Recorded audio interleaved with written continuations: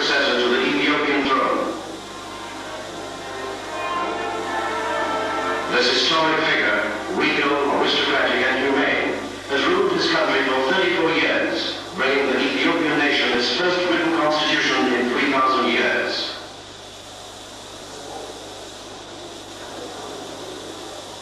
Our government and people welcomed him humbly but proudly.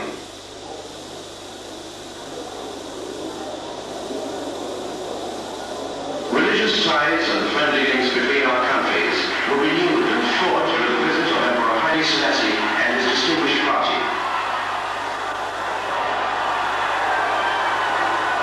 Trinidad and Tobago salutes Ethiopia. First stop, Arima, and our African visitors, greeted by the mayor and the waiting crowds, had their first impression of Trinidad's indigenous cultural expression when the pulsating beat of the steel bends talked of our common heritage of drums.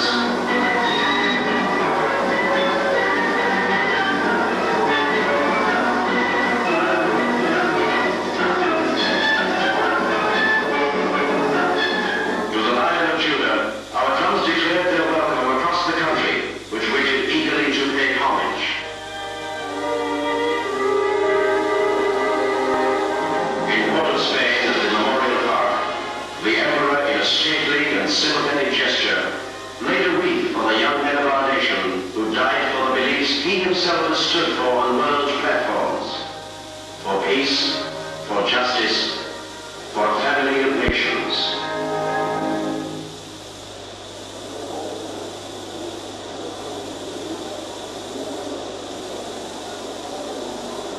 In these critical times, the words of this world figure of peace assume great significance. In his native tongue, Amharic, His Imperial Majesty speaks to our Parliament and nation.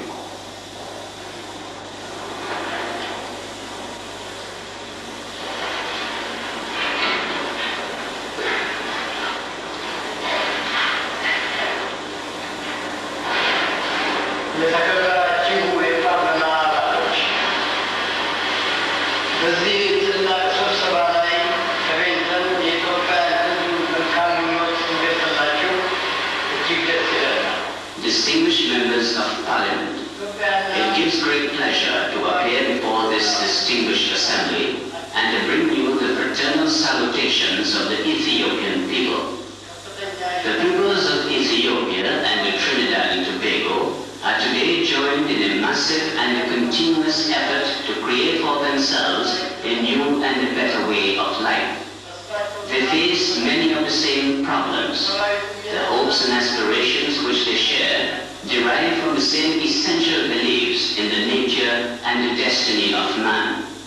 It is thus inevitable too that there should exist between these two great peoples the strong and lasting ties of friendship and understanding. We all know, as representatives of the people, that this is a particularly critical period in the councils of the 20th century. Sectional and divising factors often cause major obstacles to national development in their expanded sense, as narrow national and ideological interests may threaten even national unity and progress. No one today is so foolish to believe that any one nation constitutes a perfect monolith of faith and ideology, nor could anyone wish that there should be such utter unity of thought and aspiration. The systems of government which have sought to impose uniformity of belief have survived briefly and then expired, blinded and weakened by excessive reliance upon the supposed infallibility. The only system of government which can survive is one which is prepared to tolerate essential criticism and which accepts this as useful and in any case inevitable aspects of all social and political relations. The tolerance of essential criticism within the government proceeds from a singular social phrase, that the government exists to serve the people generally. The representatives of peoples and nations can only come together with open and objective minds and willing hearts to engage in dialogue without rigid dogmas and slogans and without violence. Walking this way achieves no instant utopia. It may, however, enable us to achieve together what it is possible to achieve, and to move forward steadily, if not always in great haste, with some degree of harmony and mutual understanding.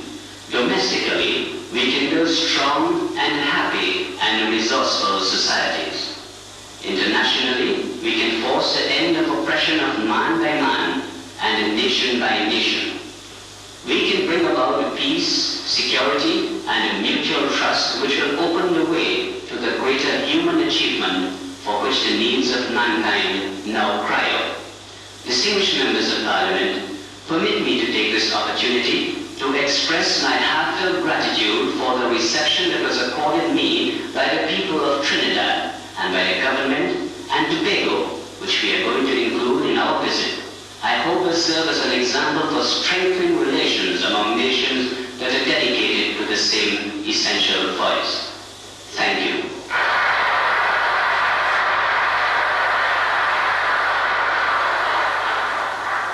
After the Emperor's call for tolerance and unity, some of our outstanding leaders of the society and their wives were presented.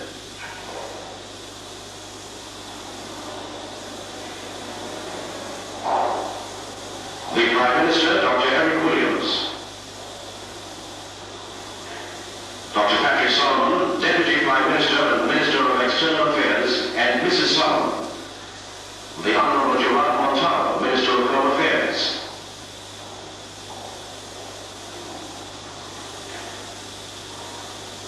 The Honorable Lionel Robinson, Minister of Agriculture.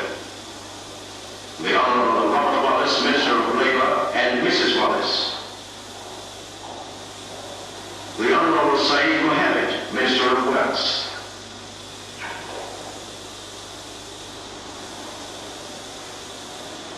A momentous and historic occasion in the Parliament of Trinidad and Tobago.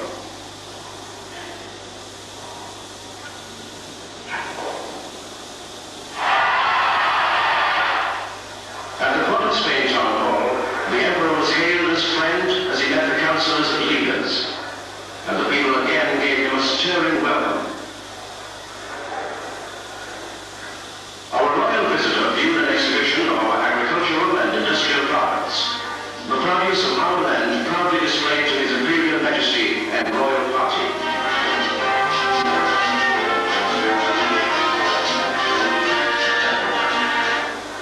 Old ties were affirmed as followers of the Ethiopian Orthodox Church 13 years old in Trinidad witness an unforgettable moment in the history of their belief.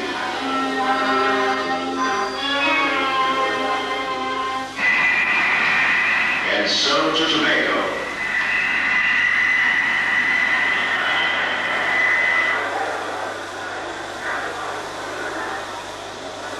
The Emperor and his party were again warmly welcomed and met by the representative for Tobago, Mr. A.N.R. Robinson.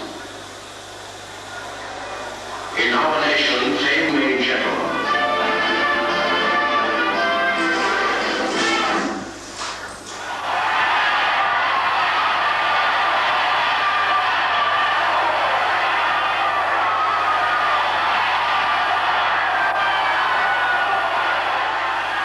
At beautiful Skinner Park in burgeoning San Fernando, Trinidad's largest town in the oil belt, a tumultuous welcome was given through our varying cultural roots.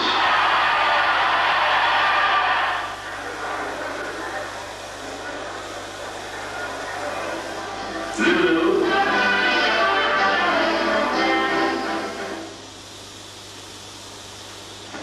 Both our royal visitors were high in praise of the children's rally All as One, held in their honor.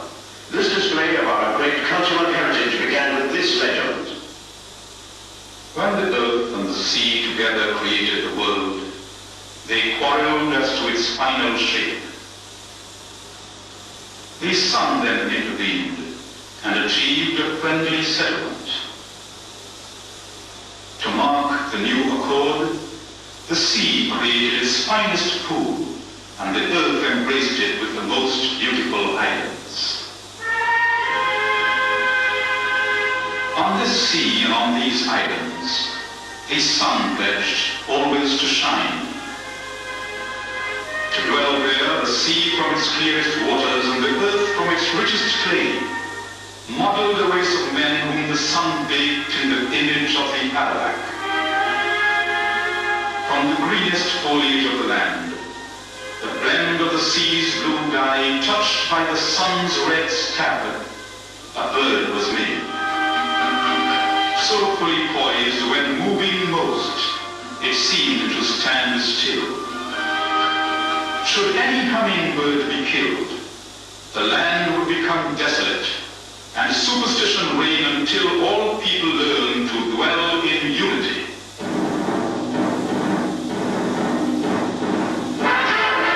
Dance of the Arawaks, the aboriginal inhabitants of Trinidad.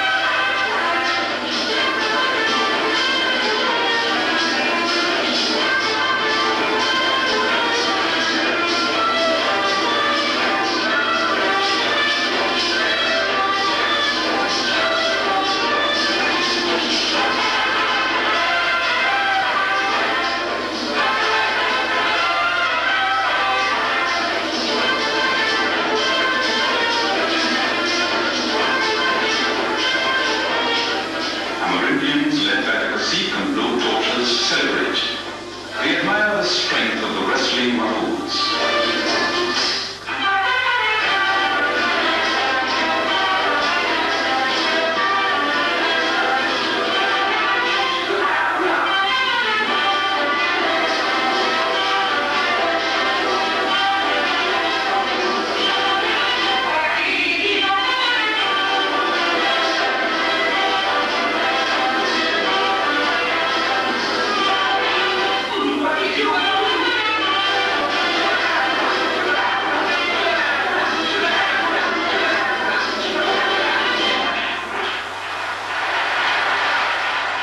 Rediscovery. Columbus and his men arrived in Santa Maria.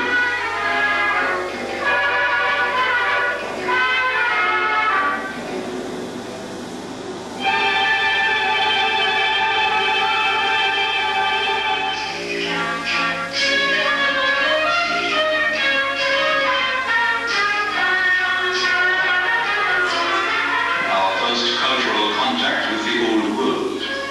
The classical Spanish dance with its fire and gaiety.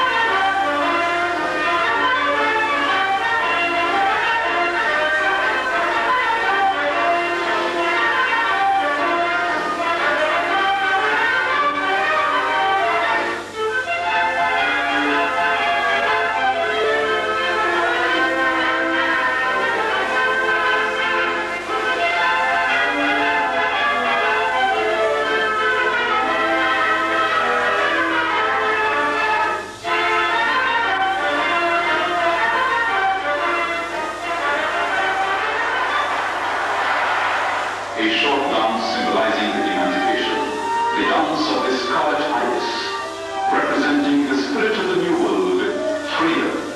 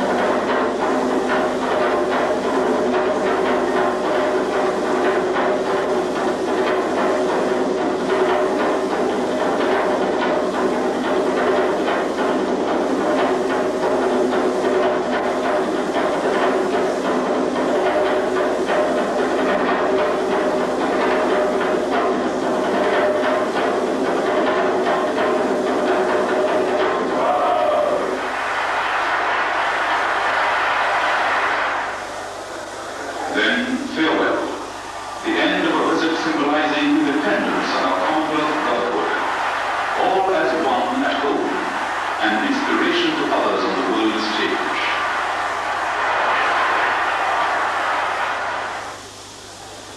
And another historic farewell for our second royal visitor. Trinidad and Tobago reinforced links with its history, and will long remember this man of peace, Haile Selassie, Emperor of